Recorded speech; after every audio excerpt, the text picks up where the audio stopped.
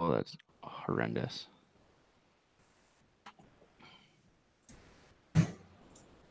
Wait for it. Oh, there we go.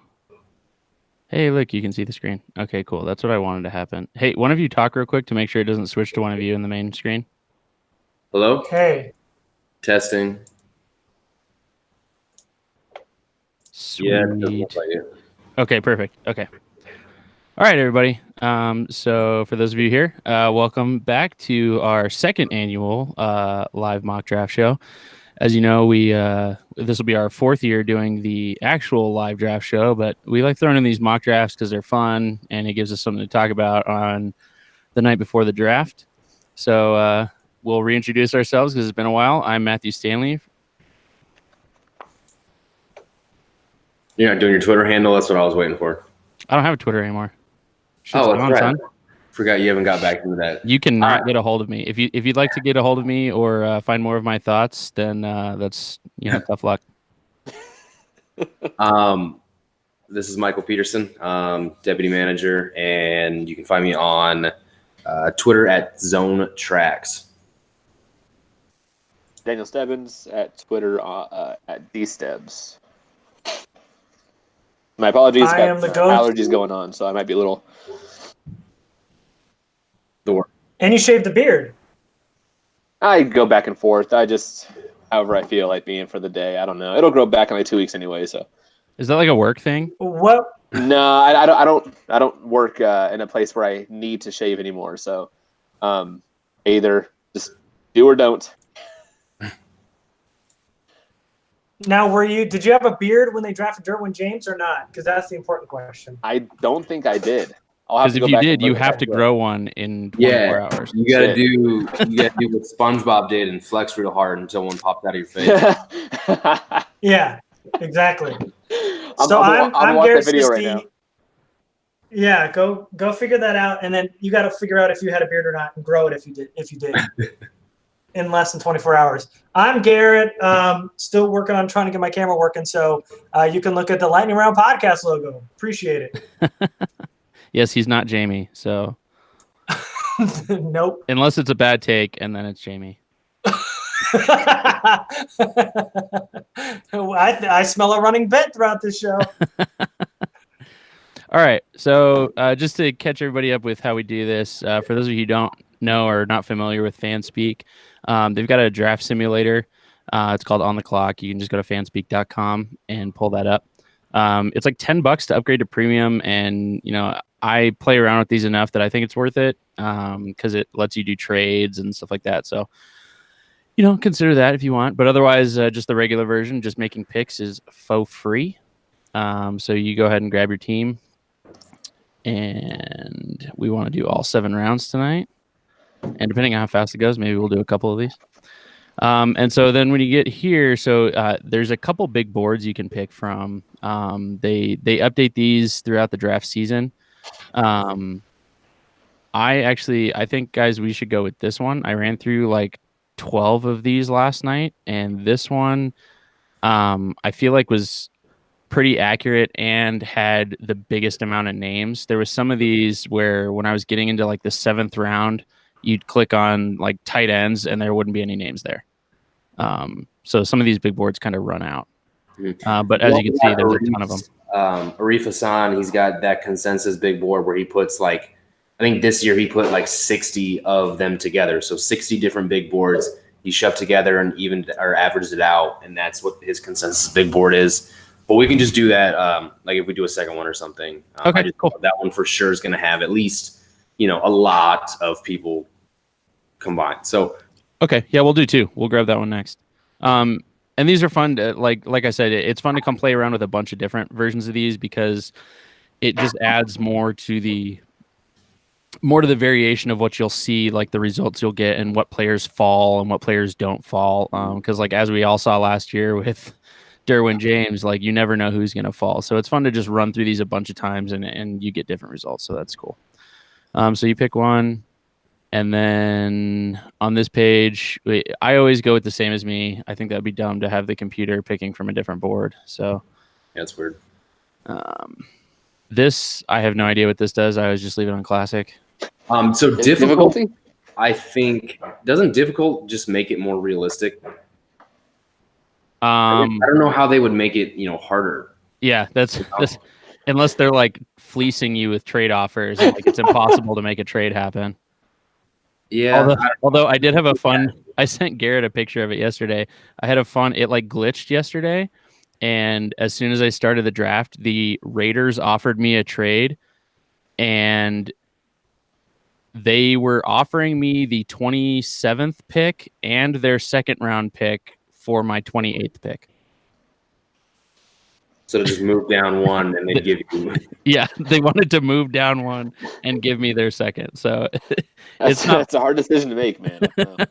It's not foolproof, but I mean that's the first time I've seen it be that jacked up. It's Gruden, who knows? That could be real. As far as team needs, I usually just leave it on the fan speak one. They seem to be fairly on the ball. I haven't seen any be like just crazy. Most of them are pretty, realistic. Cool, and then it just gives you your summary. So let's draft. So who do we want to go over? Like who we want here? Who our like dream scenario is? Or are we just going to jump right into it? Sure. Yeah. Let's go ahead and give everybody give your top 4 options for the pick at 28. Garrett, you okay. Sure. All right. I'll start. I guess we can take Ed Oliver out because there were mocks early on that he would fall, and I think some teams might overthink him, and there's a chance of him falling, but we'll take him out. Same with Jonah Williams. Everybody is complaining about the arm length, and it doesn't matter. He's a good player, so he's not going to end up falling. Top 4, let's see. Christian Wilkins is a guy, the defensive tackle out of Clemson is a guy that everybody's hoping would fall. I'm hoping he does too. Cody Ford, the tackle, I love, and I would make that pick right away if he was available. Chauncey Gardner-Johnson is my favorite safety of this class. Even though I love him more towards the line of scrimmage, I think he would be really, really good as a free safety. And I actually kind of like the option of being able to switch Derwin and Chauncey from free safety and strong safety and, having a mix and match where you don't really know where they're coming from and you don't know where they're playing. And I guess for just for a different position, Byron Murphy is my favorite corner of this class, and he'd be really, really good. Not the biggest need, but of the top 4 needs, I would go with those 4 players. All right, Stebbins. We're picking 4? Yeah, your top 4. Gonna be probably kind of similar, but Cody Ford for sure. My ideal one would be Juwan Taylor, but falling a little bit to 28 doesn't seem like that's going to happen. So Cody Ford would be a possibility. I don't mind Reisner, but I'm not going to have him in my top 4 guys. I think he's a more realistic option, not necessarily a dream pick of mine. But I'd have Cody Ford. I'd have Christian Wilkins for a defensive tackle. I agree with Garrett on that one. 2 more. You said Gardner-Johnson. I don't know. I'm thinking corner. Like I know corner is not necessarily the biggest need for this year, but I think corner would be a need. God, I keep on mixing up the 2 names. If you need help, I can. What position? Yeah, no, just give me. I'll come back. Okay. All right, Michael, why don't you go ahead and go? So top 4, I'll start off with Christian Wilkins as well. I just think that's a presence that the Chargers haven't had in the middle of the defense for a while. He's large, he's massive, he's super athletic for his size as well. And when you just think about moving Christian Wilkins around the line with Bosa and Ingram, like that just obviously gets you excited. As far as offensive tackles go, Cody Ford would be awesome. I don't know if he falls that far. But funny enough, I went on Locked On NFL Draft to make a pick for the Chargers, and I picked Simmons when he was available and didn't realize that apparently Ford just wasn't even picked in the first 27. Or else I would have picked Ford. No, I picked Reisner, excuse me, and I would have picked Ford had I known, but I just couldn't believe he fell. So there's obviously possibilities if things go that way. So Ford, Wilkins, I do like Chauncey Gardner-Johnson as well. Haven't watched a ton of film on him, but But him or Nasir Adderley, whether or not you think he's a first-round pick, the dude was productive. I know he's from Delaware, small school, but he was good. He was good at the Senior Bowl. He had a pick in that game as well, and people really seemed to like him. So one of those safeties, definitely something to compliment Derwin James. And I like what Garrett said about being able to switch the two out, whether you want Derwin on the back end and the new safety, whoever it be up front as well. That's really exciting. And I think being able to shore up the back end after seeing what Jaleel Addae did in 2018, whether it's, the long pass to George Kittle, the long pass to Mark Andrews, and Kittle's fast, I get it. And Mark Andrews isn't a slouch of an athlete, but when your deepest defender is losing track of tight ends for 80-yard touchdowns, that just can't be the case. So there's a guy for tackle or defensive tackle, offensive tackle. One of those safeties would be great. And cornerback as well. In that final piece I did, just about 4 guys to look forward to, or they should consider in the first. I did say Byron Murphy as well. From what I've seen, he's awesome in zone schemes. And with Gus Bradley's defensive scheme being super heavy in zone, he's a heck of a pick to think about. His click and close speed is awesome. Just seeing him, and he can lay the wood at 186 pounds as well. So a cornerback with, he may not be the biggest, but he plays big, whether it is making the big hit or making the big interception. Byron Murphy's super exciting.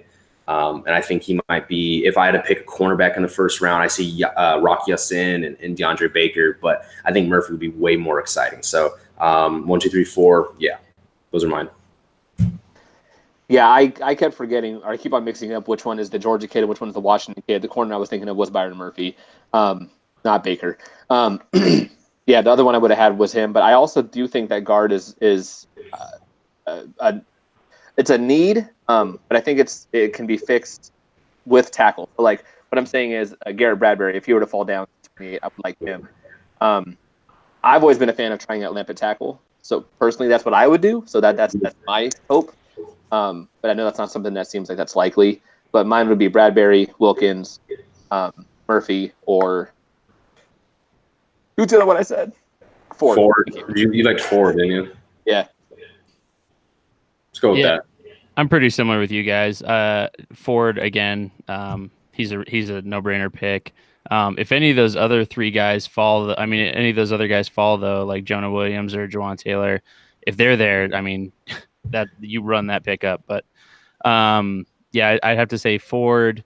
And here's where I differ a little bit. I actually really like Tillery. I don't know if he'll be on the Chargers board because of the character red flag from his freshman year, but I really like what I saw from him. I think he's explosive. I think he can do a lot. He's pretty versatile on the line.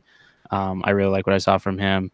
I'm kind of with Garrett. With Michael, I really like Adderley. I think he'd be a great addition to this defense. He's the best center fielder in the draft, and that was one of the biggest weaknesses on the Chargers defense last year. So I would be all for bringing him in.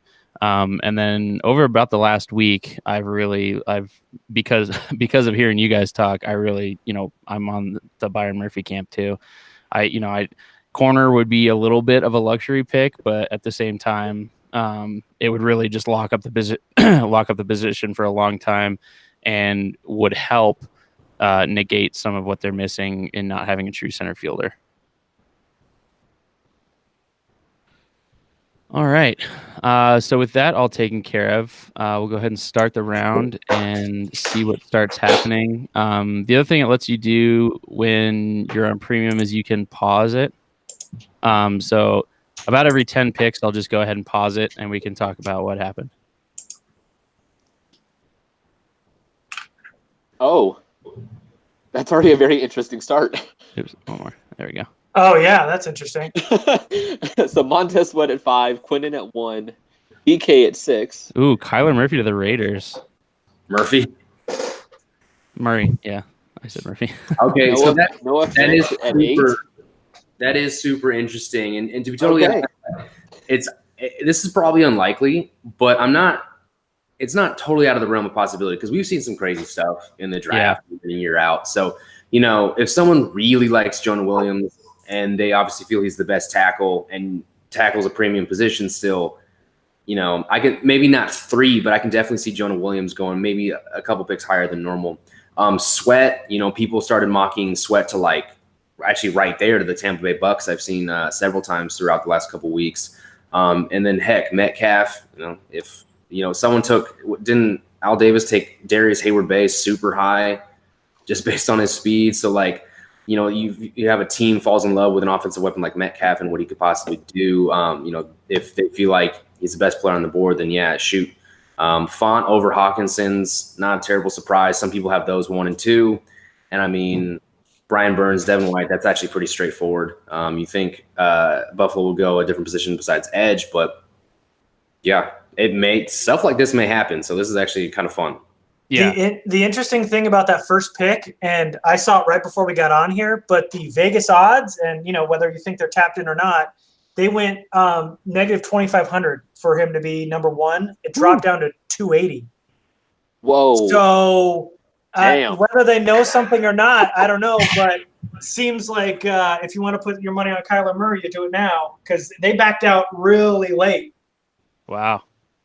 And I think it's also like, the names are going to interesting places, but they're still the same names that we're pretty much expecting to go. So there isn't like a random guy here that's being put in to the top, and that's totally unexpected. So it's not like the Raiders didn't draft a kicker at 4. Yeah.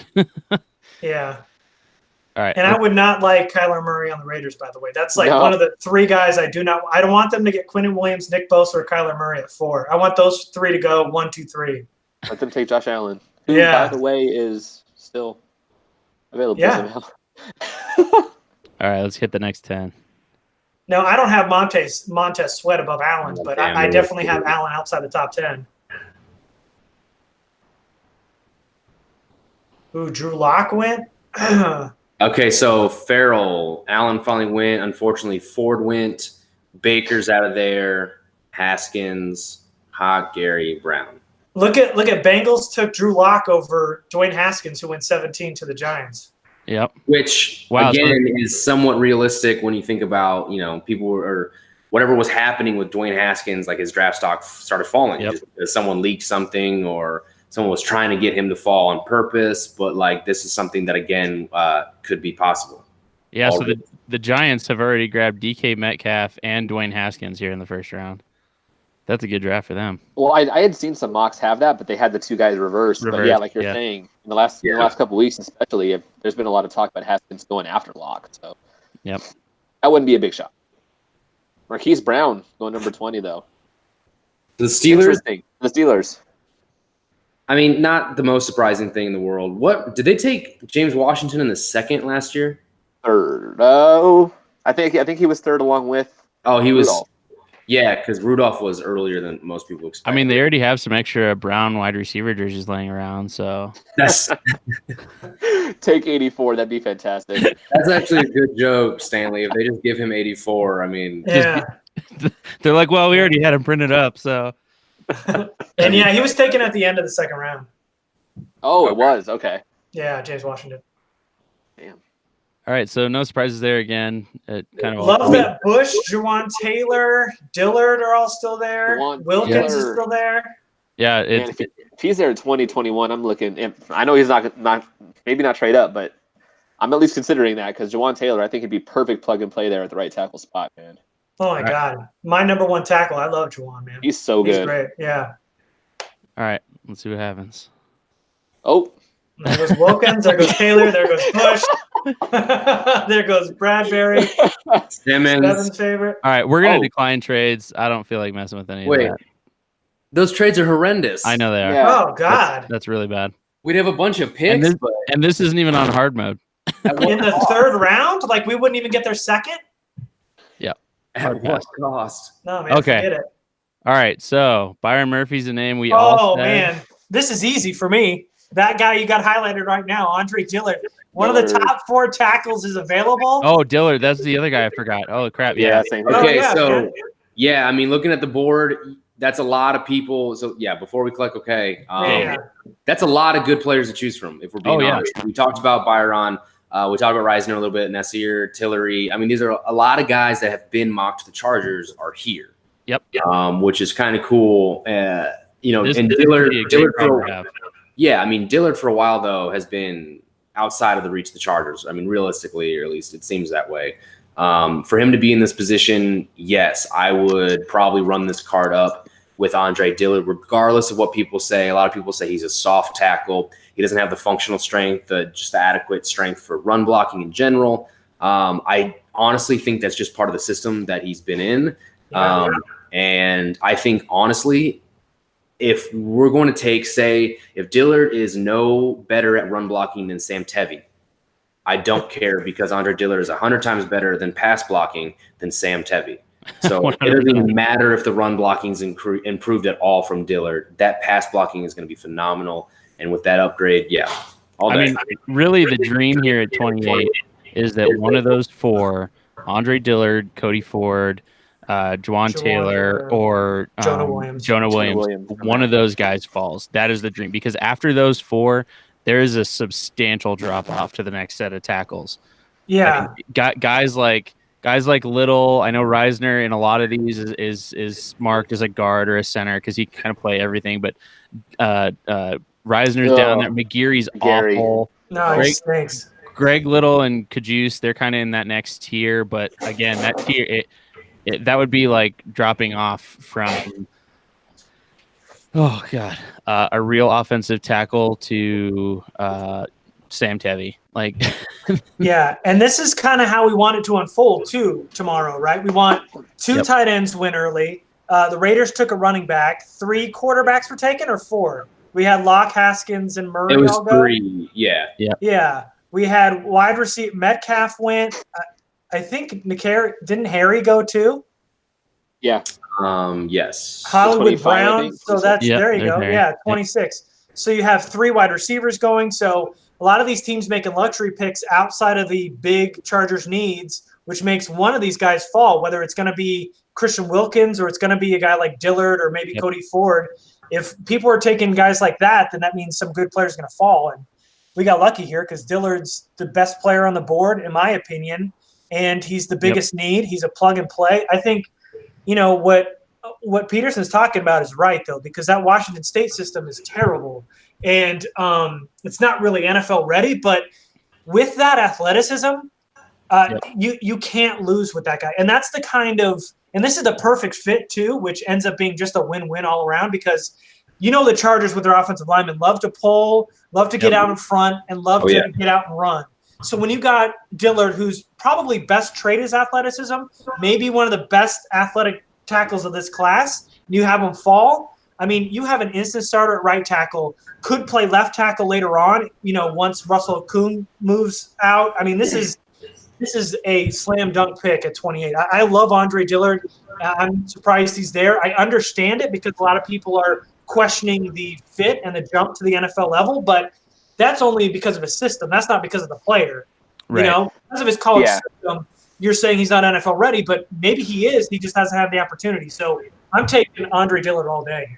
And the other point to what you're just saying about how it's nice how the board fell this way is not only is Dillard here, but if the board looks like this going into the second round, you got to bet Telesco's on the phone, working the phone to trade up, because if there's guys here that they like Adderley's still here, even Dexter Lawrence, Tillery, these kind of guys that are CGJ.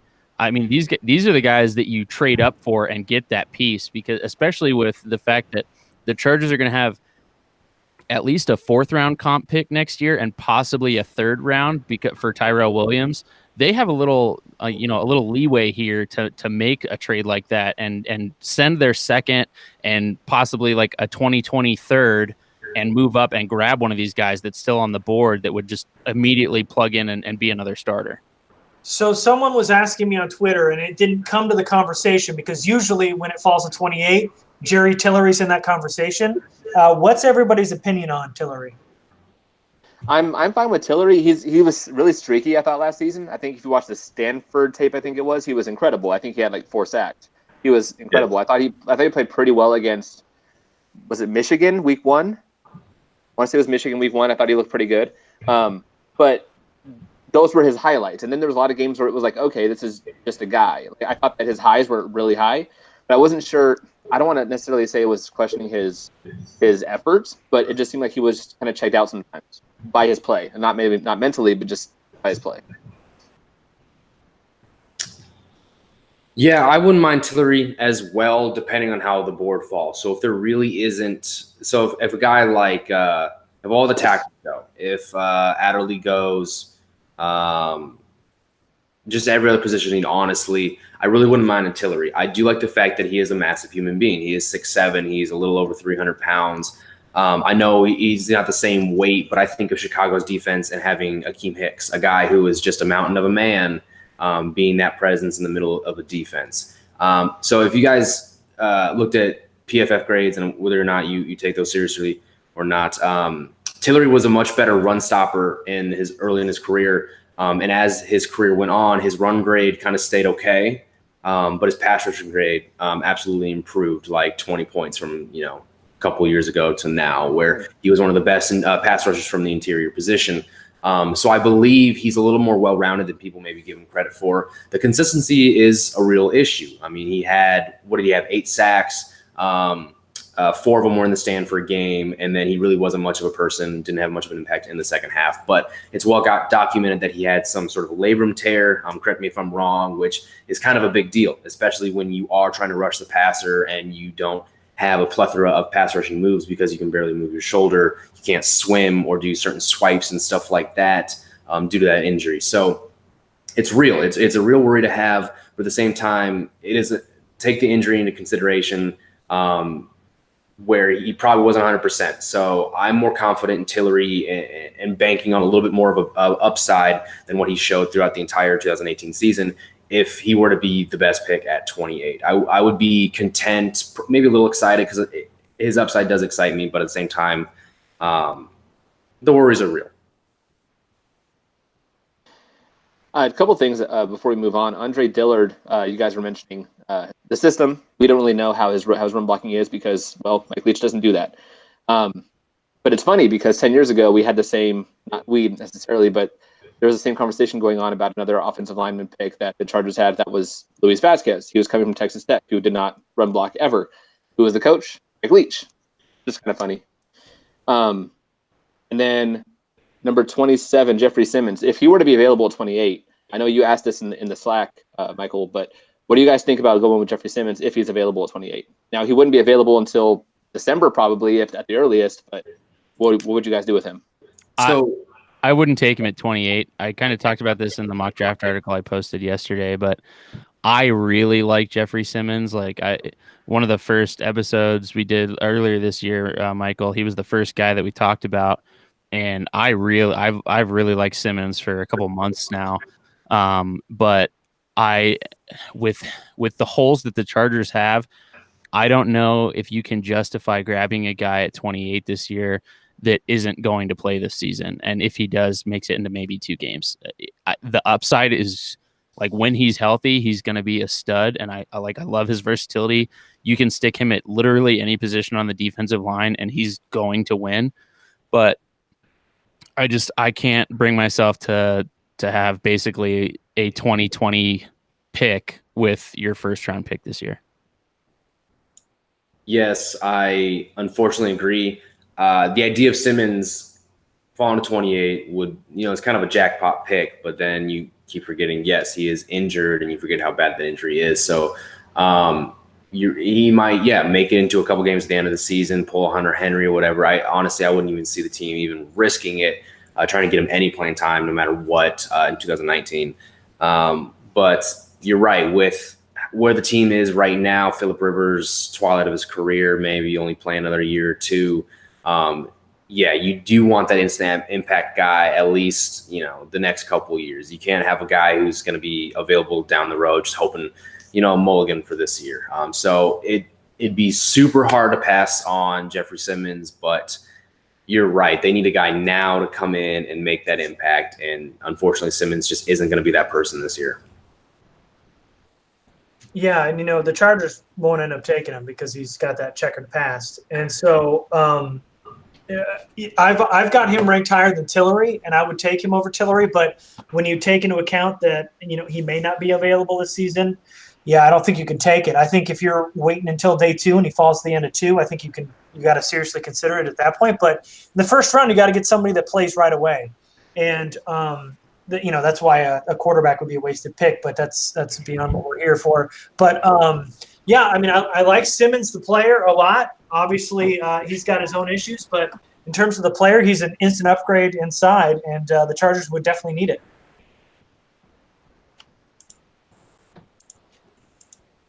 All right. Any more thoughts before I finish out the first round?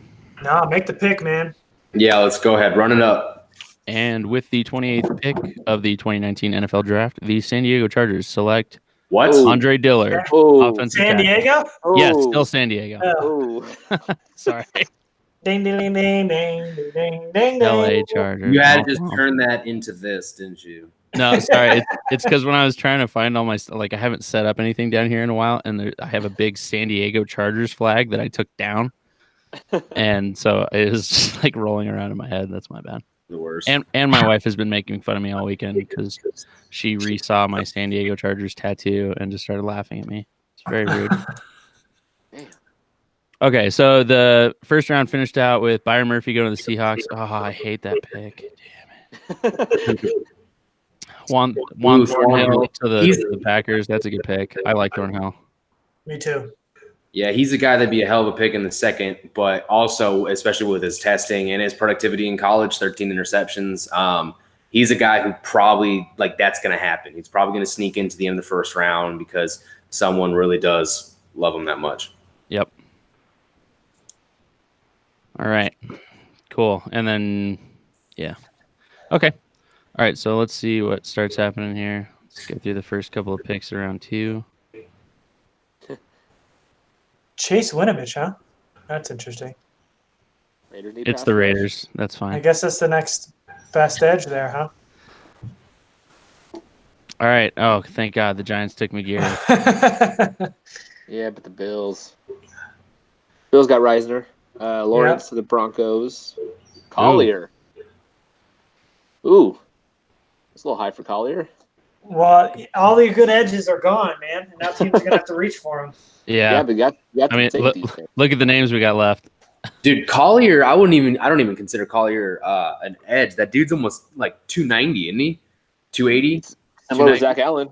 The guy can't bend. I mean, he couldn't even tie his shoes. I don't know how the hell he does that every day. Yeah, but, I mean, Zach Allen? More at a base 5 technique instead of a guy who's actually going to be rushing the passer. Oh, no, I know. They have him under edge, though, so that's why. Yeah. I love Zach Allen.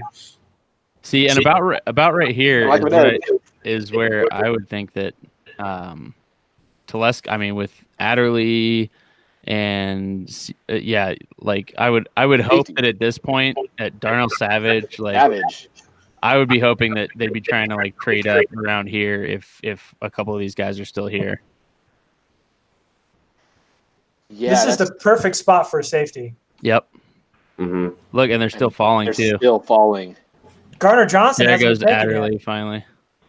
Oh, and there's Rapp. So there's a little mini run. Trade up right now. Right now is when you would trade. This is perfect. They're still Savage. You still got CGJ. If those 3 were on the board as soon as the first one gets drafted, you have to be on the phone calling everyone below that person.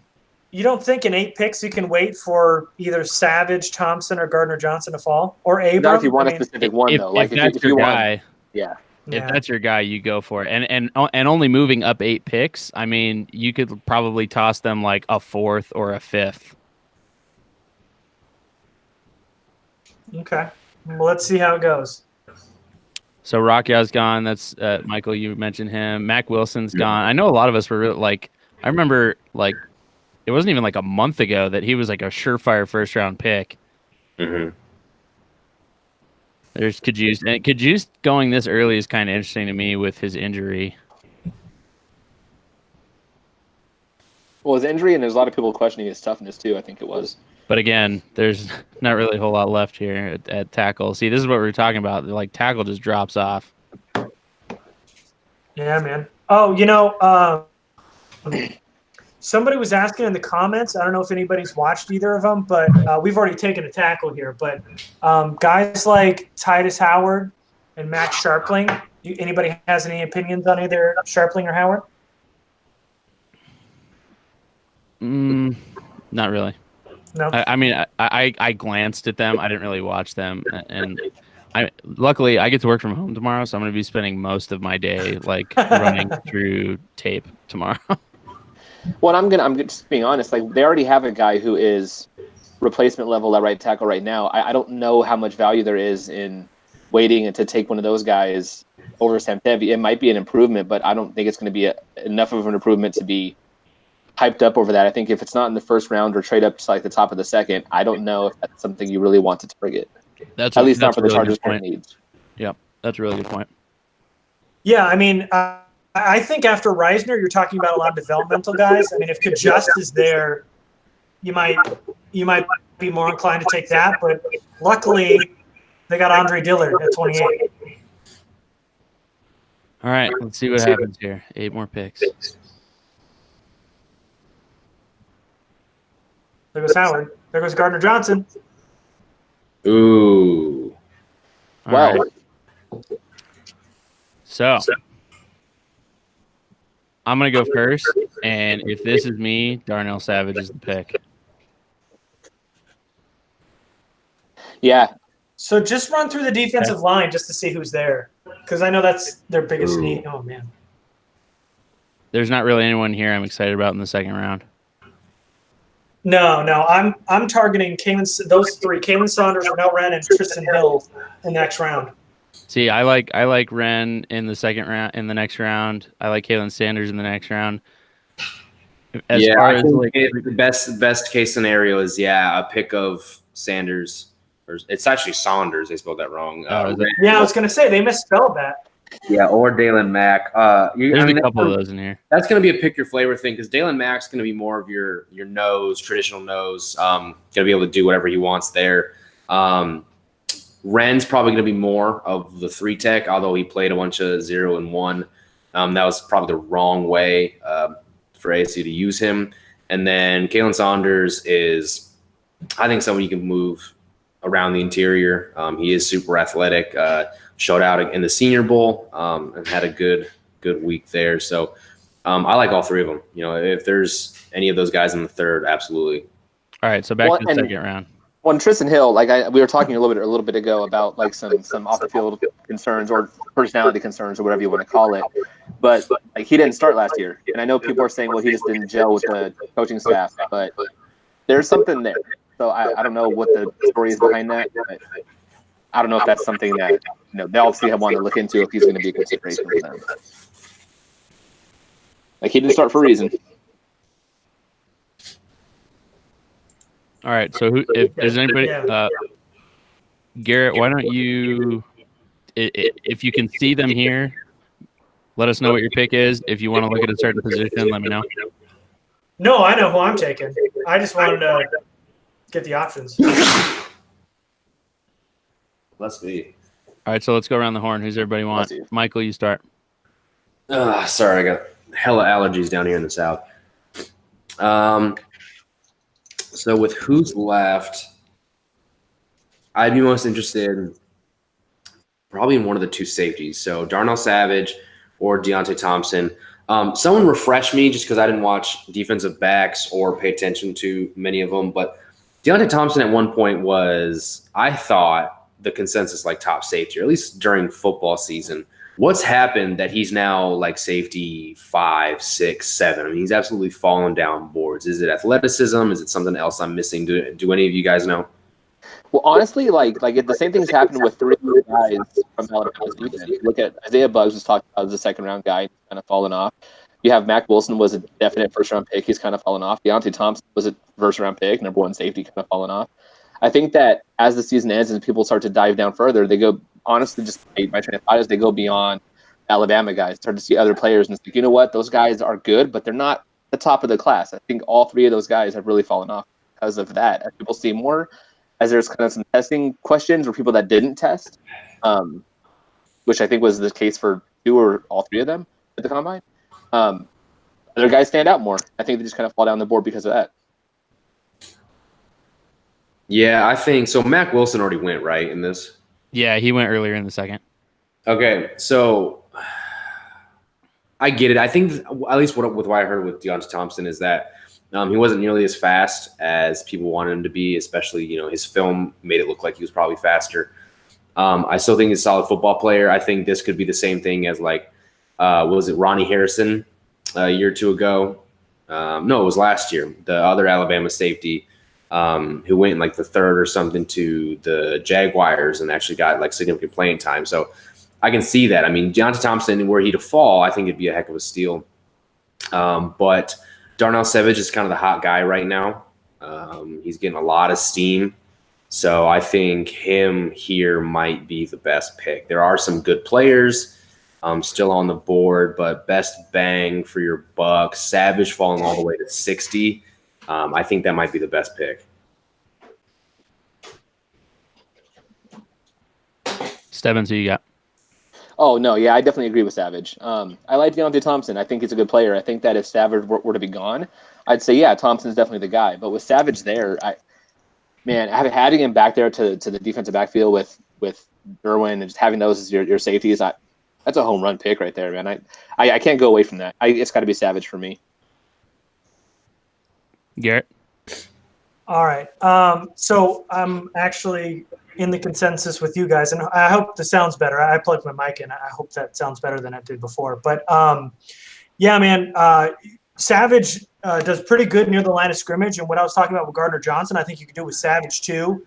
Very good in the run game. He can play in the slot, so very versatile ball hawk, very good sideline to sideline. Savage is one of my favorite safeties in this class.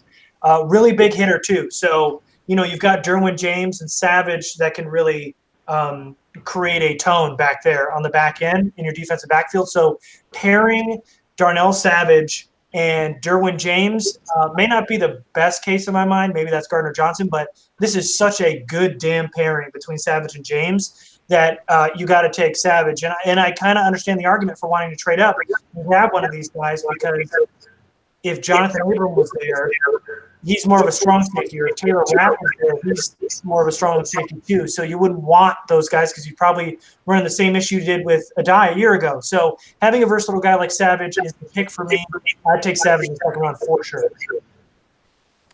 Yep, I'm in the same camp. I think Savage is the pick here. I talked about him a little bit in my mock draft article yesterday.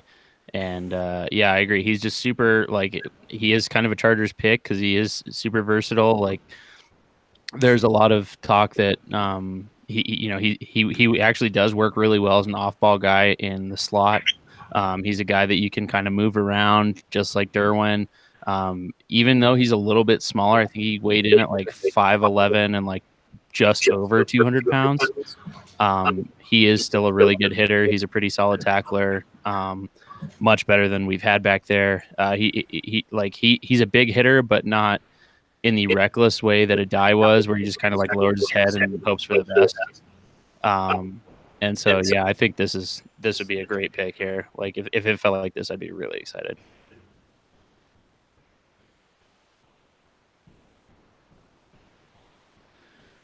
Oh, there goes Willis. So after the Chargers pick, Willis went to the Saints. Jermaine Pratt, that's another name that's been kind of floated around in the second, third round as a linebacker. I wouldn't mind him going to the Chiefs. I'm not a huge fan of his, but he's been talked about in that range.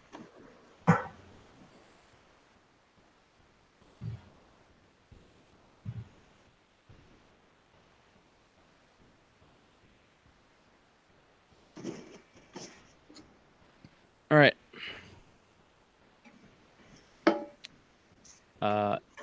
Hey, real quick before we move on, Mike, are you using the Yeti mic or are you using the your computer mic?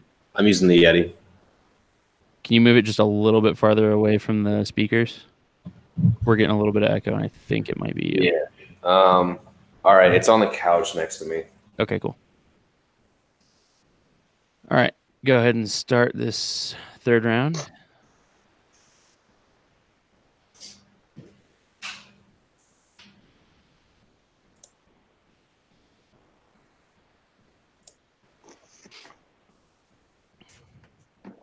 So none of the defensive linemen have gone so far that we've kind of targeted. The three guys we mentioned earlier, none of them have gone yet. So that's good. It looks like a cornerback streak went there. So looking good if that's what we decide to go with. So far, so good.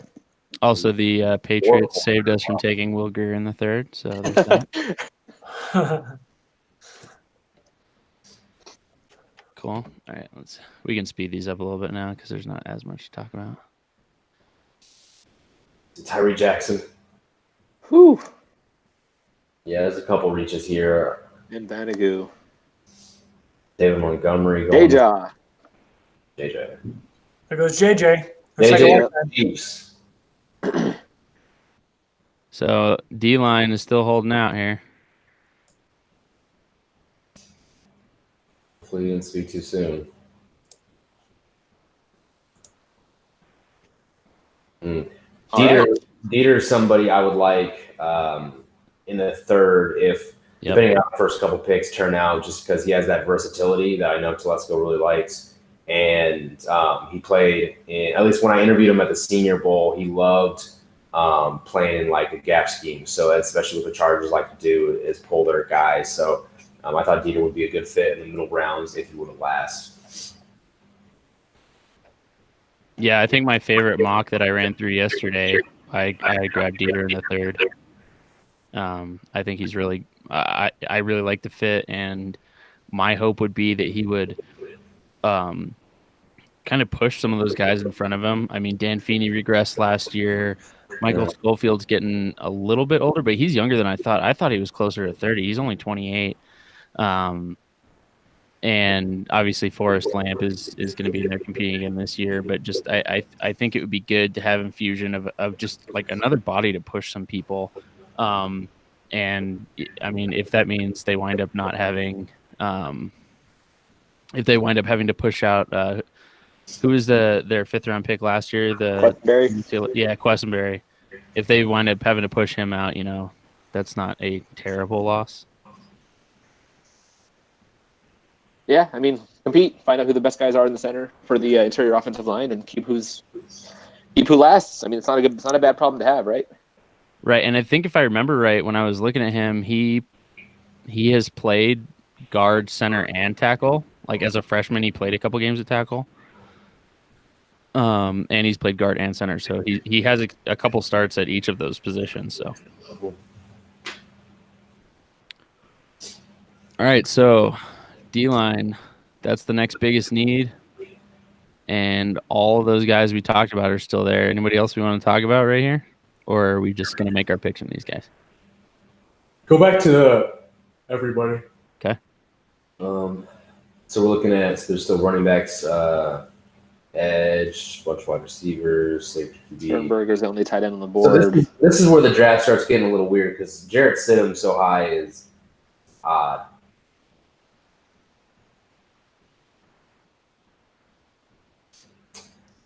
So we got the tester, Anthony Nelson. Right? Oh, so he's an Iowa guy too. That's right. You're going to be all about him. I'm kidding. I would be. Honestly. Wouldn't be that bad. So tackle, safety, first two big. So yes, we definitely look at defensive line. There's no way Isaiah Buggs is going to go that high. He just ended up being so small proportionally.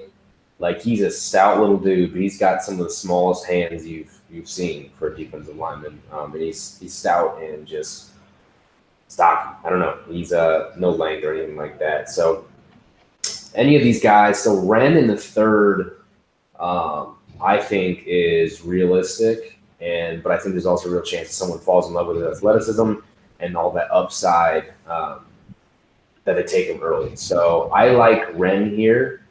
Honestly, I like all these guys. I've had a bunch of mocks where I've taken Mac in like the third. All these guys have been like kind of my sweet spot in the third round. So someone else go kind of give me their thoughts because I couldn't pick one right now. For me, I go Kalen Saunders here. I like Renell Wren quite a bit too. I don't think you can go wrong. You guys have already said that, but I don't think you can go wrong with any of the three. But if I'm going to pick one, I go Kalen Saunders here. I think Tristan Hill, like I said, that unknown, it may not be anything for all I know, but there's an unknown there for me. I'm going to go Kalen Saunders here. But in the real draft, if they were to miss out on these guys, there's some guys a little bit later on that I like too, who can at least provide some depth, not necessarily a starting role, but like a guy like Kingsley Keke at 231, who maybe we'll talk about it a little bit. But guys like that down there. So if the draft falls completely differently and they can't go defensive line here, it's a deep defensive line class. So it wouldn't be the end of the world. But I think I'd go Kalen Saunders given the board the way it is now.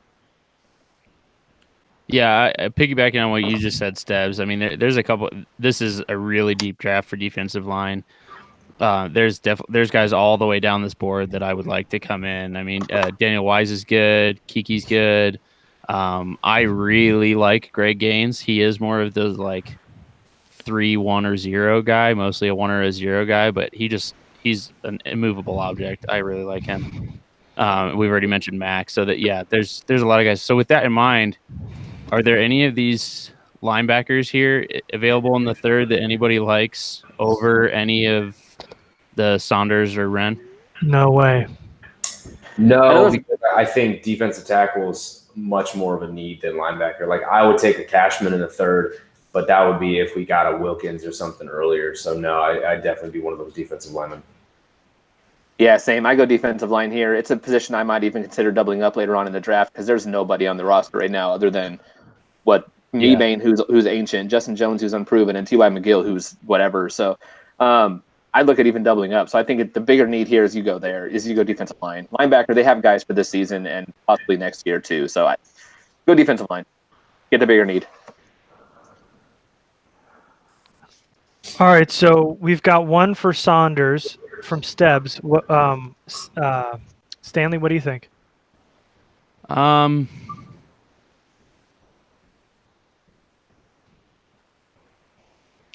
I think I'm probably more in on Saunders as well, in the third.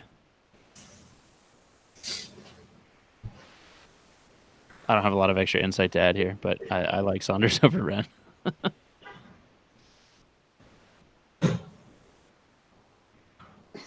How about you, Garrett? Hey, I'm muted. Hey, you got to unmute if you're going to talk, guys. I just want to let you guys know that. But, it's interesting because both of them are kind of viewed as like a nose guard. So, whether you're going Wren or Saunders, I think Saunders adds more athleticism to the inside, which I would love. And I think both could probably flip out from a 0 to 3, even though I think Wren is more of a true 0 tech. So that would mean that he would be the eventual replacement for Brandon Mebane. You think that Saunders could probably play the 3 tech. Again, you can't go wrong here. I've got Wren ranked higher. I think Wren could kick out to 3 tech, but he's more of a run stuffer. I'm kind of talking myself into Wren. So I would say Rennell Wren is the guy I would go with here, though you can't lose. So that's 2 Saunders, 1 Wren. Yep. So if I were to pick Wren, what are we doing? We're letting the comments decide. If it's Wren, we go to the comments. All right, I pick Wren. All right, guys. Oh. So far in the comments, I see 1 for Saunders and 2 for Wren. First 1 to 3 wins. Go in the comments now. Hurry up. So I guess let me just say there really isn't much of a difference to me. I think the athletic upside is higher with Wren. He tested extremely well at almost 300. I think it was 315 pounds when he was noted to have been playing under 300 during the season, and he still showed out. So if his real playing weight is closer to 300, I mean you're gonna get a faster, quicker guy. He had, I believe, high 20s to maybe even 30 reps on the bench press. He had 30 reps on the bench. Yeah, so he is strong. He is fast. His agility scores were not too shabby. They weren't like tops for deep tackle or anything, but the other D tackles who did better than him were 300 pounds. So he had at least 10-ish pounds on anybody who athletically tested around him. Saunders is a hell of a player as well. So you got less length with Saunders, but at the same kind of versatility at the same time. I mean, if you guys seen the clip of Saunders as a backflip? Well, yeah, the backflip. He did that at the Senior Bowl a couple times, and the game against North Dakota State where he was a stand-up edge, and that's one of his sacks for the season. Was he like stood up in a 2-point, and then gave a shake to the tackle and beat him to the quarterback. Like, it was actually super impressive. You've probably never seen a defensive tackle, especially a guy of 310 pounds, do something like that. So either one, you're getting a super athletic guy. Ren, you have more size, length. I think Saunders maybe just has a little more of a varied game to him, maybe a few more moves, maybe has a better plan on a play-to-play basis, while Ren really is just a really good athlete and tries to win with that athleticism by beating offensive linemen off the snap, which is, they've seen the play against Michigan State where he just ate that center for lunch.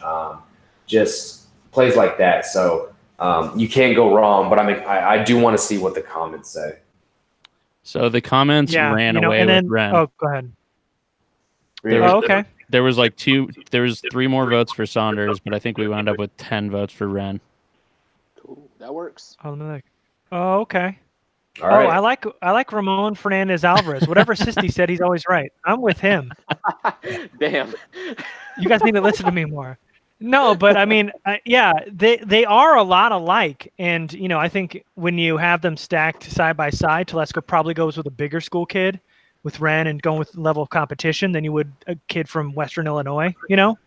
Yeah. But both are really good, and I think what Peterson said is right. You got probably more length with Ren. Saunders is more of a squatty, but they're both like, that nose guard. So I think they both can play 0 to 3. So the versatility is good for both sides. And if Ren's the pick or Saunders the pick, it's great either way. The fact that you were able to get Dillard, Savage, and now Ren/Saunders, oh boy. Yeah. What a 1, 2, 3, man. That's an A for first 2 days. Oh, easy A. All right. So after the Chargers pick, Max Sharping is the name we've thrown out. He went to the Rams, and Kalen Saunders finished out the 3rd round to the Baltimore Ravens. Okay. And your boy Blake Cashman went to the Patriots. Peterson. Sternberger to the Jags. Dude, Saunders to the Ravens is actually I can see that happening. The way they have Brandon Williams and Michael Pierce. Michael Pierce, for some reason, was just at the Senior Bowl on the sideline. He wasn't even on the field with the coaches or anything. He was just chilling by the fence. And that dude looks just like Kalen Saunders. They're both stocky, huge dudes who can stop the run. So I can see that happening. No, we're going both of these two. Anthony Nelson went at the end of the 3rd there to the Giants also. Mm-hmm. So this is going to be fun. This is where we're going to have to pound the table for our guys. Yeah, this is where it's going to get crazy. So, yeah, Dave Bernal, who's asking somebody to play devil's advocate with an off-the-wall pick and make your case. Here we go. Day three is where we start bringing out our guys. Yeah. Let's do it. And this is kind of the order I'm hoping it goes. One of those top 4 offensive tackle falls. There's really good safety depth around 2, man. And then in the 3rd, you've got, guys like Saunders and Tristan Hill and Willis and Ren. You could all target all borderline starters right away. I'm just going to let it keep rolling on this one. So there's a guy I was going to try and pound the table for. Who was that? When it stops, I'll let you know. Bryce Love? No. Who's definitely not going in the 4th round, by the way. No, so one of my guys here in the 4th is I really like David Long out of West Virginia. I know there's a lot of people that don't, but he hits like a freaking Mack truck. He led the was the AAC what do they play out there? What's that conference? Big 12? Big 12. Yeah, he led the Big 12 in tackles. I think he was their defensive player of the year in the Big 12. He's not terrible in coverage, and he's got crazy athleticism to cover the whole field. I mean, I think he ran something like I think he ran below a 4.5 at 230 pounds. But if you're looking at the combine numbers, so they gave that David Long the same combine numbers as cornerback David Long from Michigan. So if you went off NFL.com's combine results, David Long didn't even perform at the combine. So I don't know. Shit. Oh, you're right. he did. Sorry, I meant his pro. Let's see here. Let's pull up his pro. Yeah, I don't know what he did at a pro day or if he did perform at a pro day. He did. Because I know I looked at his numbers the other day. Bryce Love, by the way, had an injury. They think he may not play football again. So going in the 4th round is a little strong here. All right, so go over to tight end. Go to tight end. Is it already the Chargers pick? It is the Chargers pick. I didn't pause it at all. Oh, nice. Warring is getting some third-round talk right now. Foster Moreau, Hayden Smith. There's some guys at tight end, but go to corner. I think at corner you've got Jamel Dean. Yep. Oh, for fuck's sake. How are we going to have any kind of conversation here and any kind of dialogue if all these great players are going to follow us in each round?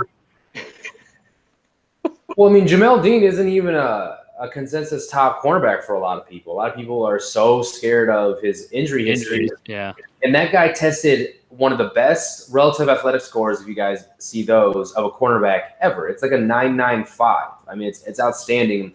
He's had 2 full years of playing on top of testing that well. Yeah, he played 26 games in the last 2 years. Yeah, so yes, he had some injury history, in high school and his first couple years, but he's been good lately. And I mean, Keenan came off, 2 season-ending injuries to be amazing and get his own jersey in the NFL Hall of Fame, and then had another spectacular season. Like, I think once you kind of hit those 2 seasons and like no setbacks after an ACL or something like that, like the player's fine. So people scared of Jamel Dean, I'm going to say, are wrong. And Jamel Dean, especially in the 4th round, I would take, especially when you can get a pretty decent linebacker, I think, in round 5, especially seeing how this board might fall. Sion Takitaki ain't too bad. Cam Smith, Drew Tranquil isn't too shabby. And then you've got Ben Burke-Kirven. How Chargers are definitely taking Cam Smith, by the way. Yeah, that's happening. That's definitely happening. That's going to be this year's Uchenna Nwosu. Like that's so that's go to defensive line real quick. Well, you want to? Yeah, you said Drew Tranquil. Talk about injury history. He has a lot too. Man, so Greg Gaines is good there. Yeah, I think. Let's see. So go back to the tight ends real quick. Let's see, there's some players there, man. Yeah, there are some players. I like Caden Smith out of that group. Really? Yeah. As long as you don't ask him to run block, you're good. Man, but in the 4th round, though, I mean, God, he's definitely a borderline 2 right away. Really good in the middle of the field, good high point ability. I would love the fact that you could put in the red zone the guy who's really good, through contact, really good in the middle of the field, big, strong body, can go up and make those big catches in the red zone. Have a Mike Williams and Keenan Allen running underneath. You got Hunter Henry and Caden Smith. That's a pretty good matchup there. I like him being a borderline tight end 1 later on, but being a tight end 2 right now. But with that said, you better only use him in the red zone or at least 10 yards, 10 yards within the end zone, because he ran a 4.9 240. Well, I mean, you're talking about a tight end 2 who's 6'5", 252. I mean, that's a body that can square people off and be able to box guys out in the middle of the field. I like him, in short yardage situations. I love him in the red zone. It could be like a 3rd down if they run some 12 personnel to have Henry and Caden on the field together. But I'm just making the case because the obvious pick for me is Jamel Dean. I'm just trying to throw somebody else out there, but this is so obvious. I mean, Dean with the size, the arm length, you're talking about how stupid fast he is. He is so good in press.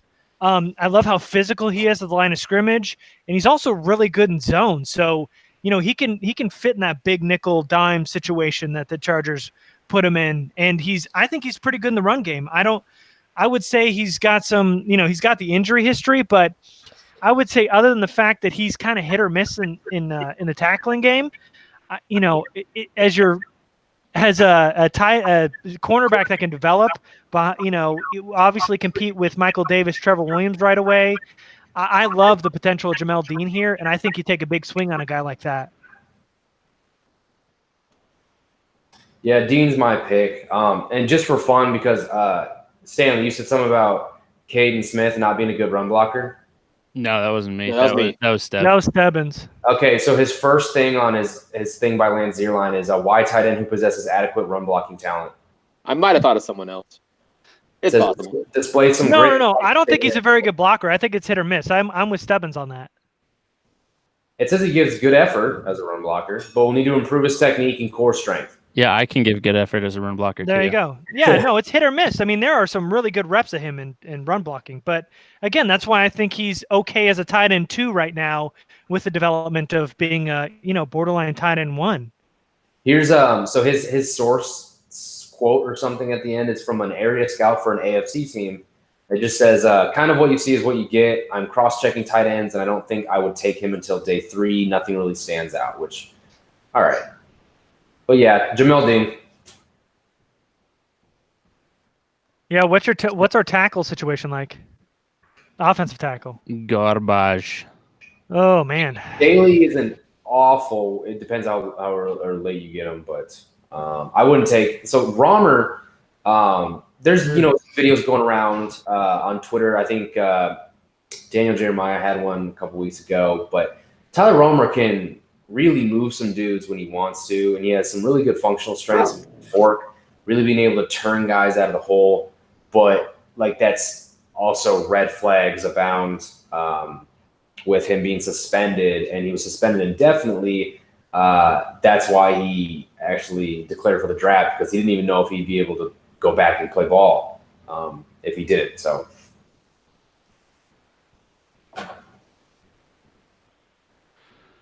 Yeah, I think I'm with you guys. Actually, I think using this same board, somehow Jamel Dean fell to me in the 7th yesterday. Jesus. that was fun. But yeah, no, I based on who's on the board, I think he adds a lot. Like he obviously he would be able to make the team as a special teamer right off the bat, which is good. Like you can't say that about grabbing like a depth D-line guy or somebody else depth on the offensive line. Like they're going to be on the practice squad if anything, and you don't want to throw a 4th round pick at that. So I take a guy who could actually see the field this year. I'd go here. The tight ends are meh for me here. I don't really see much at wide receiver that I would want here, especially because it's already kind of a crowded group. Yeah, I think that's a good pick. I think you guys have kind of convinced me. I mean, I'd maybe be because I like him so much. I'd maybe be wanting to pound the table for Greg Gaines here if this is what the board looked like here. But if I could risk it, maybe trying to double, because they already grabbed a true interior defensive lineman. I could, doubling down, it would be a luxury to grab him here. I wouldn't reach for a double down.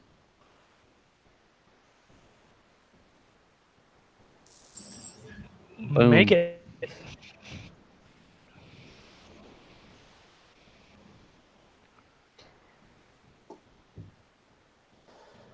Looks like By the way, that Alabama safety is definitely on the chart. A lot of DBs went? Yeah, a lot of DBs. Savion Marquise Smith. Blair at safety, Will Harris. That Savion Smith is going to be a guy the Chargers are definitely going to be looking at. Why do you say that? They just love those late round corners, They usually go undrafted, but they got Tony Brown last year. They got Chris Davis a couple years ago at Auburn. They love those big school. Mike Davis 2 years ago, Fasison. Run on tight ends. Yeah, Brandon Franklin. Well, and 5. They like him tall. All the tight ends just went. All the tight ends just went. Literally all of them. That's funny. There are no more tight ends. They're all gone. Lodge in the 5th. Not bad. Oh, my gamble paid off. I am now pounding the table. Greg Gaines. All right, talk to us about Greg Gaines quick. So Greg Gaines is a freaking monster. He's a durable guy. Like I don't think he missed any games in college. He started next to Vita Vita Vea, and his production actually went up this year after he left as opposed to going down. Every time I watch him in the run game, if the offensive line is moving that Washington defensive line off the ball, it turns into a big V because Greg Gaines doesn't get moved off the line of scrimmage. He's not a that great of a penetrator. Like, he's not a guy that is going to get maybe even 4 sacks over the course of a year.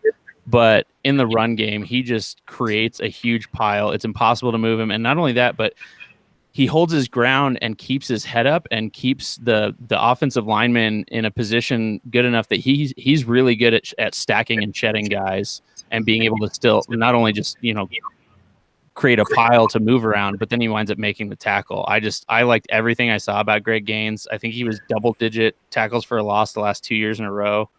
Yeah, I'm all in on Greg Gaines. Okay, I'm going to talk you out of Gaines in a second, but give me wide receiver. Let's see where we're at there. Tyrell Williams gone, wide receiver 3. Oh shit. So a lot of people are really high on Stanley Morgan. Gary Jennings had a big Senior Bowl. People really like him. Keyshawn Johnson, big Senior Bowl too.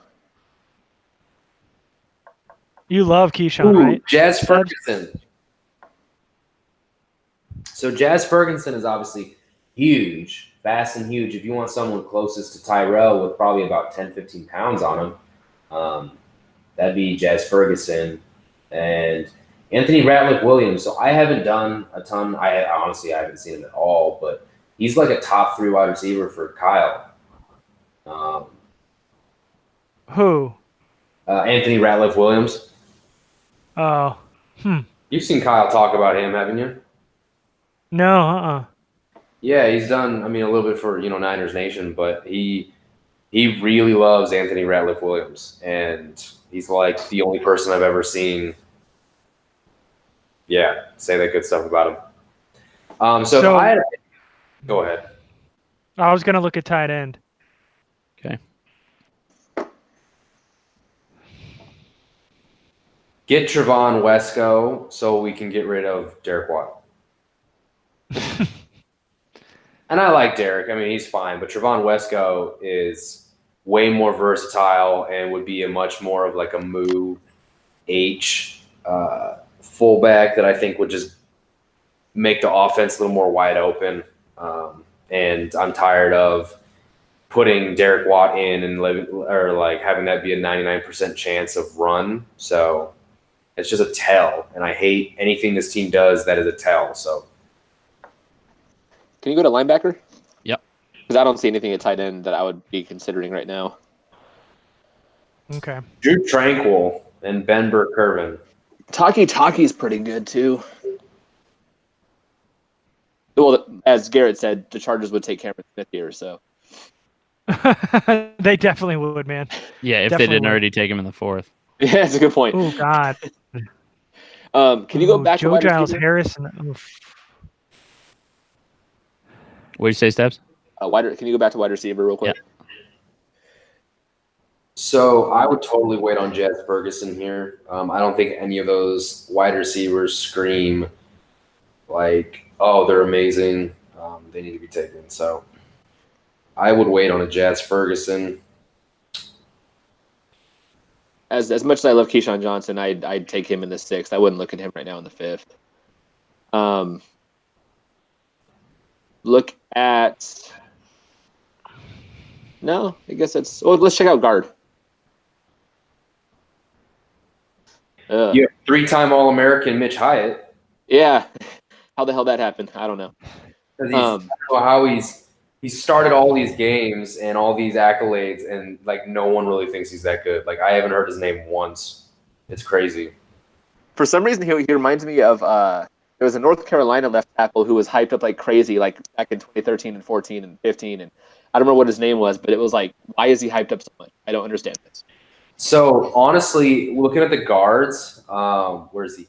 Hajalt Froholt is actually like good.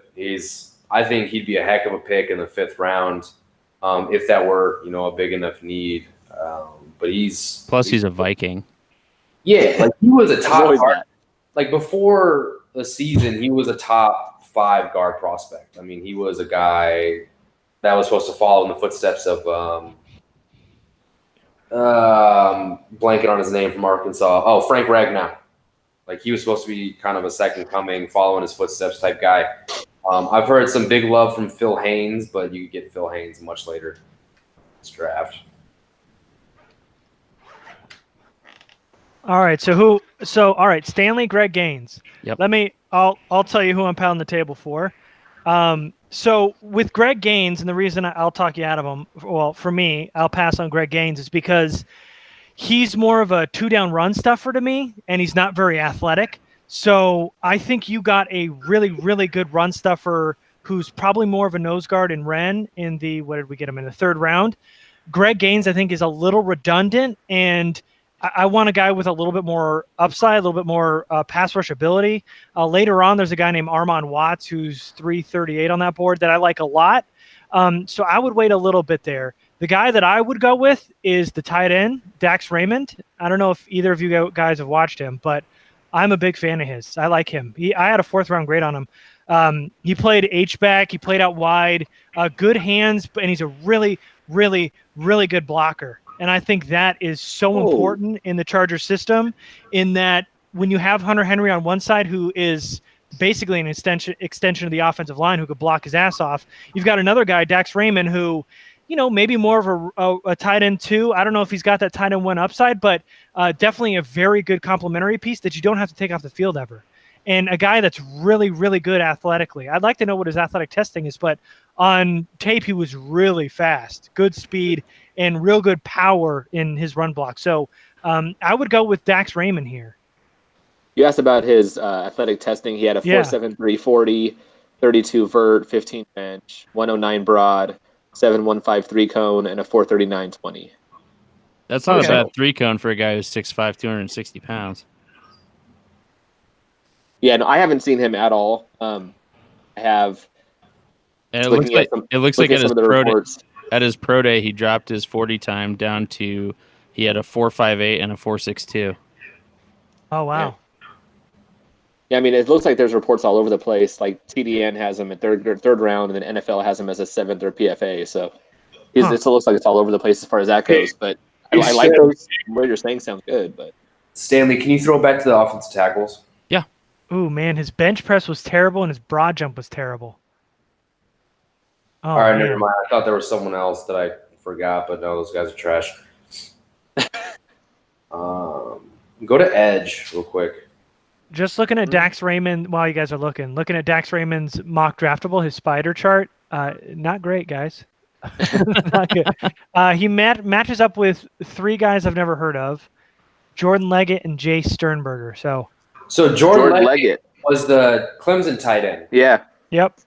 2 years ago. This is not a description. Is potentially like the 3rd or 4th tight end this year. So for Dax Raymond, the NFL.com, their like scouting report on him after his combine results. This is probably the least desirable description I've seen on a wide receiver or tight end. Okay. One of the weaknesses bullets says creates his own contested catches. What? That's not good. That's pretty funny. Seeks out contact. Yeah. AKA he never played basketball and doesn't know how to box out. Only draft basketball players as tight ends. So I go Dax Raymond here. So what do you got? Stanley go Greg Gaines. Stebbs, Peterson, what are you guys thinking? Go back to corner. All right. We just took a corner. I'm at a loss here, man. We just took a corner. I know. Michael Jackson. No. Hamp Cheevers, that's a 1st-round name. That's a great name. Hamp Cheevers, Rock Ya-Sin are the 2 best names of this class so far that I've seen. I think there's 2 Michael Jacksons. Isn't there a guard? A Michael Jackson guard too? Yeah. Guard from Ohio State, I think. Garrett Beatty is definitely a serial killer. All right. Go to linebacker. Oh, you know who was on linebacker that I saw that I can't believe was still there was Joe Giles Harris. I don't know if you guys watched the Duke. I'm sure Stebbins did because he loves Duke players. I like two guys, and all of a sudden I'm the Duke fan.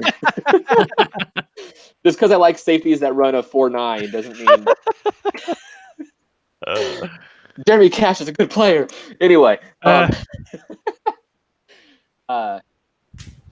damn it. I'm kind of at a loss here. I like Taki quite a bit. I'm not like 100% sold on the guy. So it's if any kind of argument I make, it's gonna be half-assed. To be honest with you, Trey Lamar is a hard pass for me. The guy can't run. He can't even move. Drew Tranquil, I like when he plays. It's just not often enough. I honestly haven't even seen Joe Giles Harris. I can't comment on him. Oh, okay. No, I guess I go Taki, but I'm not like super. I don't have any kind of conviction with that one. All right, Michael, you're the only one who hasn't given us the name yet. Okay, so I'm partial to a linebacker because we haven't taken one so far tonight, and I still think they should grab at least one in this draft. I like Drew Tranquil, Benford Curvin. Some people have him super high, so this board is actually pretty crazy to have him so low. Yeah. So I might try to make this easy since it's round 5. I think Gaines would be okay. And I do agree that he doesn't have too much of a pass rushing repertoire at all. He's more of if he's going to get to the quarterback, it's because he beat the offensive lineman off the snap, and he's a honey baked ham with legs that can just split some double teams and hold his ground and stuff like that, which in itself I believe is valuable. But you're right, he's a 2-down run stopper. But I believe, just from personal experience of watching Gaines at the Senior Bowl, and I have been keeping an eye on him since last year with Vea, because when Vea was doing crazy stuff, I was seeing Gaines do stuff as well, and I was like, and this is 2 years ago, I was thinking, man, better keep an eye on this other guy because he's going to be good here in the future. And I thought he continued to be a good player. I think his work ethic and just style of play will keep him in the league for a while. So regardless if he's going to be a starter, I mean, at this point, round 5, I don't think Greg Gaines is going to be a starter. His NFL profile says he's probably just going to be a rotational guy, but I think he's going to be a good dude for a rotation. I think he may also be one of those guys that in college he's good and he exceeds what the NFL people think. Yeah, he doesn't have a bunch of these transitional traits that make you excited about his prospects in the league, but I think he'll, with his work ethic, due to his style of play, I think he'll exceed some things and be better than what people think. So in round 5, knowing that the defensive tackle position is weak, especially in the Chargers, I think I'd be okay with Greg Gaines. And I think I'll be happily surprised, give it a year or 2 in the program. All right. Yeah, make the pick. Once you make that pick, that means that you're essentially saying that Greg Gaines is your backup 0-1 tech behind Mebane, and then you're kicking Rennell Wren out to 3 tech. And that makes the decision pretty easy. Yeah. You have Wren and Justin Jones battle it out for the starting 3 tech. Yep. And you hope that Greg Gaines can take over at Mebane's spot in a year, probably, maybe even 2. I mean, they signed him to 2 years, but they could easily cut him next offseason. So he's got a year or 2 to develop, and hopefully they can spring him loose next year or the year after, and he can be a starting 0 tech. Yep, and that's the perfect scenario for a 5th rounder, in my opinion. If he's starting year 2 or 3, that's a huge win. Yeah, I mean, he'll be starting. Is he any good? Is the question. I mean, I think so. Like Peterson was just saying. I mean, after Vita Vea left, he added this year. He had 3 more sacks than he had last year, and 2.5 more tackles for a loss, and 26 more tackles overall. So right. Vea left, and he basically had a double year. All right, let's do it. Oh, the Saints drafted a baseball player. there's Ledbetter, that guy that the Chargers wanted to kick inside. You remember that story? So yeah, He was we an don't edge. need edges. Yeah, he was an edge player, and the Chargers went, we're good at edge. We need a 3-tech. Can you play inside? Which I find it interesting that they said that. But so we have double dip D line. ooh, Mike Bell. We have Cardinals. our tackle. We have a safety, and we have a really good cornerback that we got as a steal. So linebacker is still an option. Otherwise, we can start looking at some offensive players for depth. Damn it, Ravens. All right. Oh, they took Keyshawn? Yeah, I had a whole speech prepared. I had everything ready to go. I was hoping you'd pound for him in round 5 because I could have swung that way. I thought he could have lasted, man. We've got Dax Raymond on the board. Yep, Dax Raymond's still there. You gonna repound the table? I think you gotta. Well, go back to linebacker. Yeah, you got Dallas Harris. You've got Because 2017 sack leader Cam Sutton. he's gone, right? No, Cam Sutton's right there, isn't he? Cameron. Oh, I missed him. Sutton Smith. Excuse me. Cameron- Oh, okay. Cameron Smith. Yeah, there's 3 guys: Joe Giles Harris, Josiah Tuafea, and Burke Curve. And I'm with you. I'm with you, Michael, on those 3. So I'm willing to pass on linebacker because at tight end, if you go to tight end, there's like, yeah, man, there isn't anybody after Dax Raymond. Who's what wide receivers are left? So yeah, I was just gonna point that out. Stebbs, I know you're a fan Jazz of Ferguson. Yeah, Jazz is still there. Dude, Jazz Ferguson would be a hell of a pick in the 6th round. Are you kidding me? Yeah, same here, man. Terry Godwin wouldn't be bad here either, though. Let's get a refresher on who Jazz Ferguson is. He is 6'5", 227 pounds. He ran a 4.45, 37-inch vert, a 10.3 broad.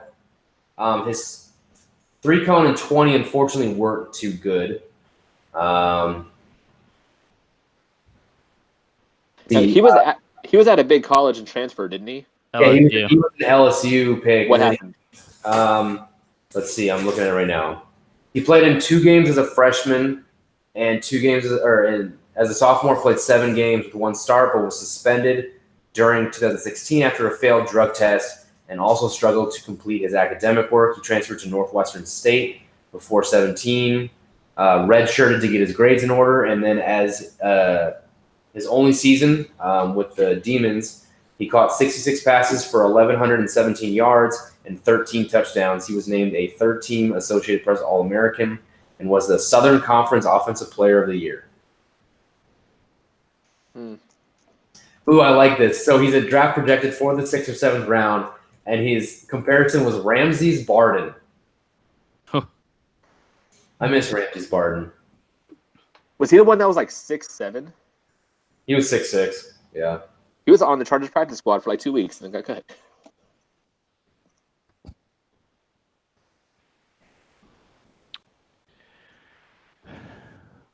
So Stanley, are you gonna start getting into punters here, or are you waiting for the 7th round for that? He was at a punter in the 3rd. Let's go ahead and take a look. My boy Corey Fatoni is still there, so I think we can wait another round. Yeah, Garrett, as you were talking in the 3rd, he was over here looking at the punters. I saw him doing it.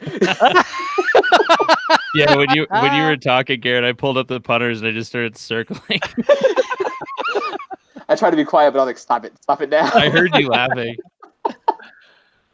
Stop. That is a waste of time. Yeah, man. I think with these last 2 picks, you got to go either wide receiver, tight end, linebacker. Oh, I'd like to double dip on tackles, but I don't think please go there. cut that. So what I would like is I would like to go tight end and wide receiver. I think they could grab both. Garrett, I wouldn't mind jumping on Dax Raymond here, and then I think Stebbs remembers who I would pound the table for in the 7th round based on who's here. Well, you love Toledo. I couldn't remember if it was Thompson or Deontay Johnson. It's definitely Cody Thompson. Okay. Oh, I like him so much. He kind of had a down year, though, didn't he? He had a little bit of a down year, but they also used him on special teams more, and he had one of the best plays of the year. He blocked a punt by catching it and taking it into the end zone. Like he caught it off the punter's foot. So it involved your favorite position. Of course it did. Yeah, of course he you're gonna was reviewing punters. 100%. Was there a fullback on the field? Because I'm sure you just like were screaming at top of your lungs. Come on, guys. Don't isolate that one. Stebbins. So all right. So if Stanley's in on Dax, you go with a tight end here. Or would you go with Jazz Ferguson or somebody else? Go back to linebacker. Yeah.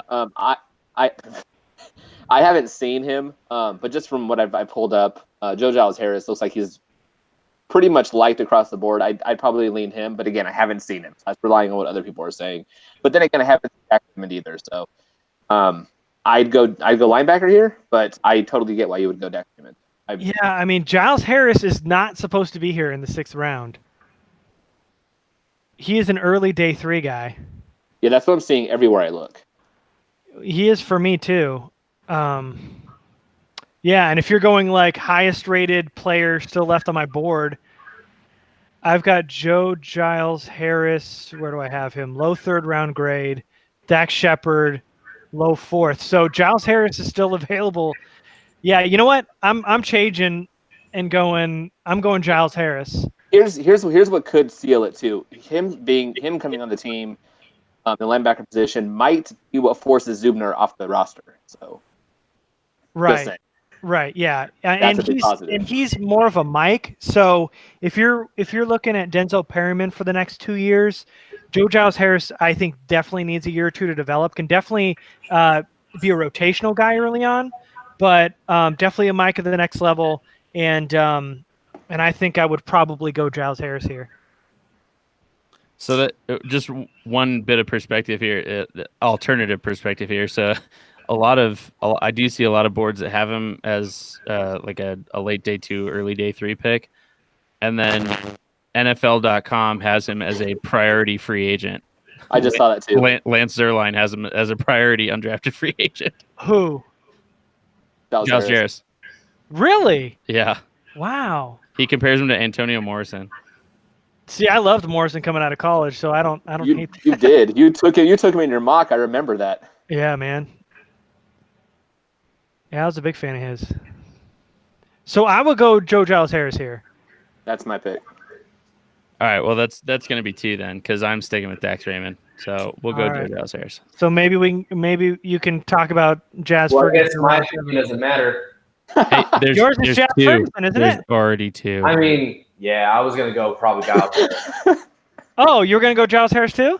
Yeah, whatever. Oh, great. I want a linebacker, so it's gonna be him or Ben Burke-Kirven. Yeah. Look at you still crying over there. Gardner Minshew left. He could have been. Never mind. So at this point, Gentry, double dip at the Anderson. position. We can look at a wide receiver. We can look at a punter. get another. I think it's between. Jazz just went. Cards are left. Oh, Jazz is gone. Yeah, I think it's wide receiver tight end here at the end. I'd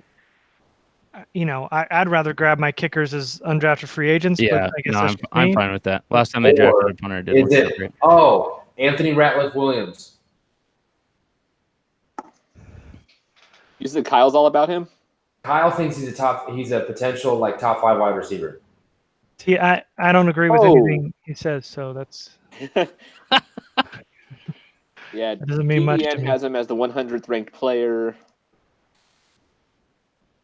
Let's see NFL.com.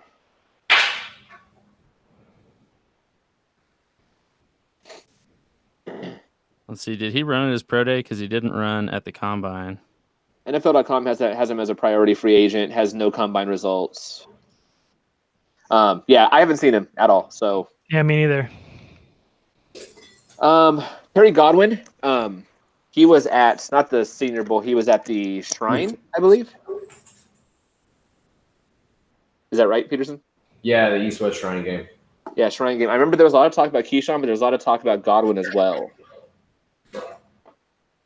I mean, you have your guy, Stanley and Thompson. Yeah, so I found it his pro day. So Ratliff Williams ran a 4.46. 35-inch vert, 14 bench reps.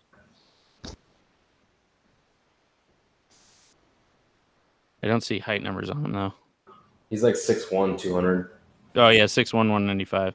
Yeah, He's a quarterback.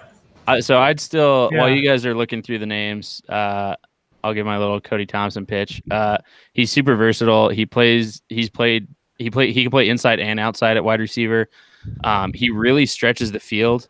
I got to pull up his numbers, but over his career at Toledo, he's got like 3,300 receiving yards and 30 touchdowns. And I think he averaged he averaged 18.3 yards per catch on 181 receptions in college. So he constantly was he's a really good deep threat. I mean, he's not like the long strider like Tyrell Williams was, and he's not as big. Like he's 6'5", 210. 210 on a good day, usually around 205. But yeah, he's had double-digit touchdowns in 2 seasons. And the reason he kind of slowed in 2017 is because he broke his leg halfway through the season, and so then this year he was bouncing back from that. But he has experience on special teams, both as a returner and a gunner. And then his numbers at the combine were pretty crazy. Let me pull that back up.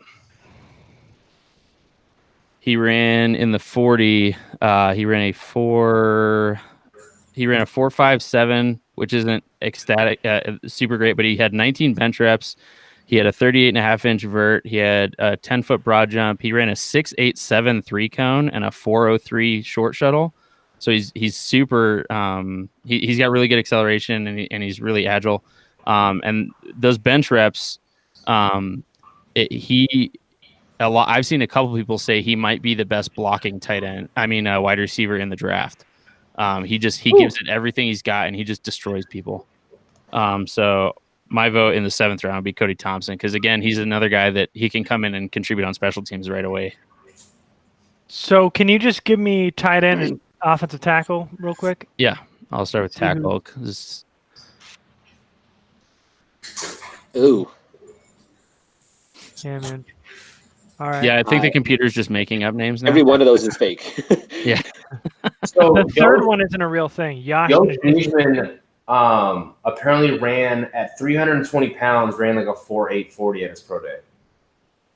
Big player. He's like 6'7", 325, and apparently ran like a 4.83, 4.84, something like that. Obviously pro day, so take it what you will. The Chargers met with Ryan Pope. They met with him. They might have been at the pro day or their the local pro day. Yosua Opeta had the highest amount of bench reps at the combine. Josh Miles had a 36-inch vert as an offensive tackle. Ethan Greenidge was one of the Nova tackles that met with the Chargers. Trey Pipkins was pretty athletic. That's a made-up name. And a Sioux made-up Falls, school. South Dakota. Not a real school. All right, So we'll look at tight end. So at tight end, Donald Parham. I've heard that name. Keenan Brown is similar to Gerald Everett a couple of years ago. So he's like a 6'3", 235-pound tight end who kind of just got by with being a really good receiving threat, but isn't probably going to be like a full tight end.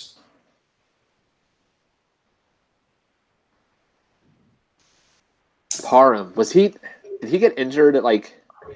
So yeah, he got got hurt. He slightly injured at the Senior Bowl, so he didn't really do anything. He didn't play in the game or anything. That's what it was. Pro day. He had a heck of a pro day. He was second in all of FCS, so all Division I AA. Donald Parham was second in the country in receiving yards. He's a true 6'8", and had a really good pro day. I think he ran the 4.6s. Jesus. But he's like 235 at 6'8". I mean, he's a string bean. Might even be 240, but like he could pack on so much more weight. CJ Conrad was a pretty good tight end, but he got hurt. He was told he may not even be able to play, but just recently got the okay to perform at the pro day, I believe. So Parham at the combine was measured in at 6'8", 243. Yeah, he looks so small. with 36 and an 1/8 inch arms. Jesus Oh Christ. yeah, he's the longest human. Just for S&Gs, can you go to running back? Yeah. Madison is there. I'm such a fan of Madison. It doesn't make any sense for the Chargers, but Madison is worth his 7th round pick. James Williams, Wes Hills. I love Madison, man. He's a monster. Tony Pollard's a good running back too. Yeah, he'd just be a good weapon to have in general. I honestly looked at 0 running backs. Harris Williams to Mississippi State isn't too shabby. So I think wide receiver is where it sounds like we're down to. Yeah, I think wide receiver is the best option here. I mean, yeah, don't really need anybody edge. We just took a linebacker, and there's nobody worth doubling down for here. Can you check edge again? Yeah. David Moa. CC Jefferson, man, people were talking about him in like first, second, third round, and then 2 years passed and he's been trash. But he had like such big hype 2 years ago. Yeah, I mean, at this point, we're like 8 picks from the end of the draft. Like a lot of these guys are going to be undrafted free agents at this point. Yeah, I'm good for wide receiver.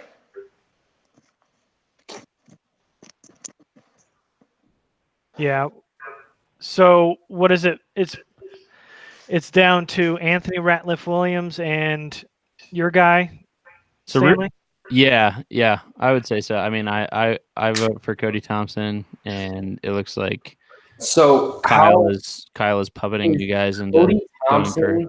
Is Cody Thompson any different than Dylan Cantrell? I would say yes, because I would say he's a better route runner than Dylan Cantrell. He's got better explosiveness than Dylan Cantrell, and bucket loads more special teams experience. So I only watched one game of Ratliff Williams, so I don't have a strong opinion on him. But you guys mentioned he was a former quarterback, and they ran a lot of Wildcat with him, and he threw it on occasion. But the thing that I liked about him is he lined up in the slot and at wide, but he was a really, really good kick returner. And that could be a spot that could definitely be upgraded for the Chargers, because Austin Eckler just shouldn't be back there. He should be the running back too. And because Gordon and Eckler are such a good duo together, I'd rather not have him play as a returner on special teams. So I would say I would go with Ratliff Williams, the versatility inside out, pretty good speed. I didn't really think he was a very good route runner. That's why I kind of stopped. but good kick returner, so that's some added value there in the 7th round. So I will say Ratliff Williams. I don't know if anybody else has watched anybody else, so I don't know if anybody else has any strong opinions on that.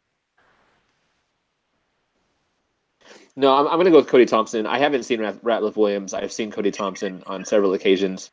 I'm going to go with Cody Thompson on that one. He was dominant when I saw him, except for 2018, but Stanley's already talked about that. So, all right, so I guess that's 2.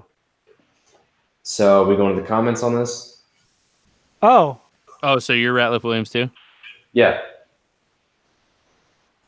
Okay. Somebody in the comments just said Anthony Ratliff Williams is the reason Mitch Trubisky got drafted so high. Damn. That's all you need. That's an endorsement if I've ever heard one. Okay, so there's one for Ratliff Williams, one for Cody Thompson. We just need one more to break the tie. I didn't watch a lot. Well, thanks, Sean. That didn't help us. I didn't watch a lot of wide receivers. I'm from Toledo. Kid is a stud. Okay. Oh, wait, you're the same guy. Thompson, there you go. Cody and that Thompson is the winner, Cody Thompson in the 7th round. Dun-dun-dun, dun-dun-dun. Thanks, Juan, for breaking the tie. Oh, Chargers berries. Too late, man. Bum, bum, ba-dum. Nice try. Oh, but Thompson breaks the tie again. There you go. All right, so our draft finished off. 1st round, Andre Dillard, huge win. Darnell Savage in the 2nd, also a big win. Brendan the 3rd.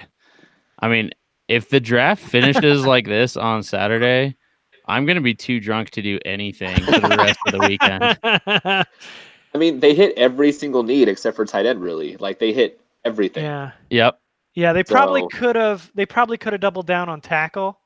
Agreed. Offensive tackle, but I mean, once you got Dillard, who was, a top 4 at worst on everybody's board, fall all the way to 28. a plug and play right tackle right away with such excellent athleticism. You scored, and you got such a good thumper and tone setter in the second round with Savage. Him and Derwin, Jesus Christ. And then you got Wren, who can play 0-3, but in this scenario, he's going to play 3. Jamel Dean could very well be could be the CB2 coming out of camp. He's that good.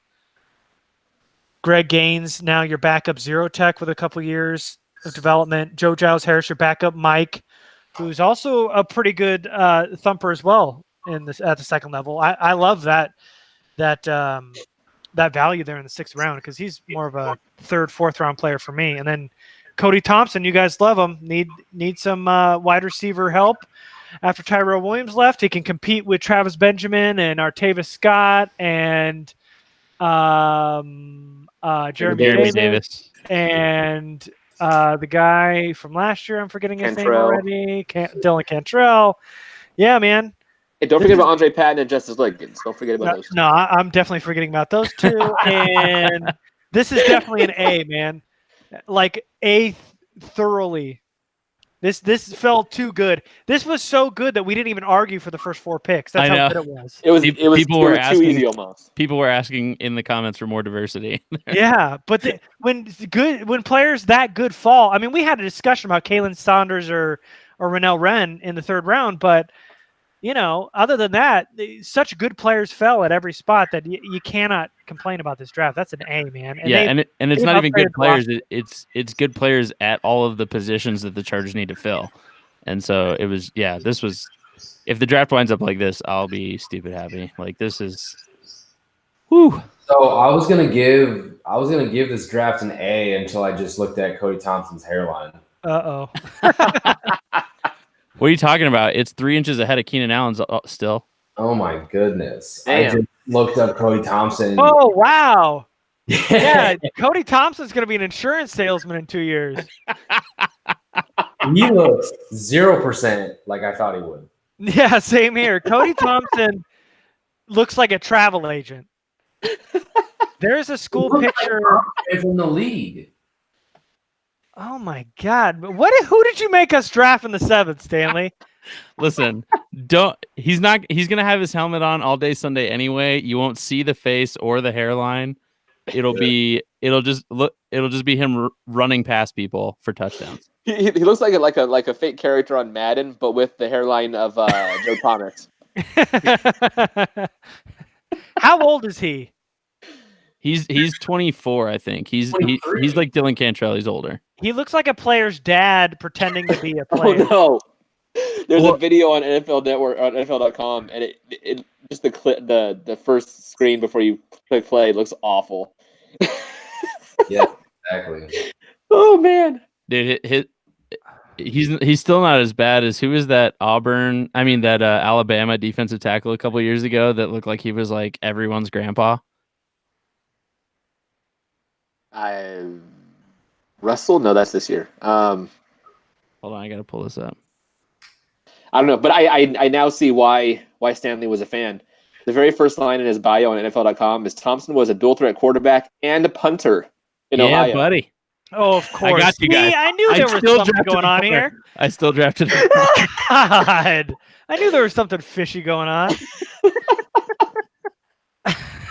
That's some shit, all right, man. Fellas, it is almost midnight at my time. Yeah. Don't be and weak. I get some sleep. So, do we want to do last thoughts, or have we kind of been doing those? No, A+ for me, filled all the needs. Love this draft. It won't go this way, of course, but I love the draft that we did, guys. Congratulations. We should be GMs. We should be. We should be running the team right now. You know, in fact, I'm so confident after this draft that I might say we a couple of times tomorrow during the draft. During the draft show. Dropping the royal we, okay. Hey, but save this draft for me, would you, Stanley? So we can post and see what everybody else thinks. Yeah, I'll screenshot it. Cool. And thank you, Sean Doherty, in the comments. It was Ashawn Robinson is who I was talking about. Oh, Ashawn. Yeah. Okay. Dude looked like he was 10 million years old. Okay. Cool. All right. Well, All right, thanks, guys. And we will be back tomorrow. I think the plan is, since I'm working from home, I can set everything up so we won't be delayed tomorrow. I think we're going to go live 15 to 20 minutes before the draft is supposed to kick off. We did a little earlier 2 years ago because they were picking so high, but they're not picking till the end of the first round. So we'll be on 15 to 20 minutes before the draft starts, and we're going to try our hardest to get Kyle to come on since we know you guys love him more than us. That's a fact. Show me the lie. All right. Cool. All right. Okay, guys. Thanks. Later.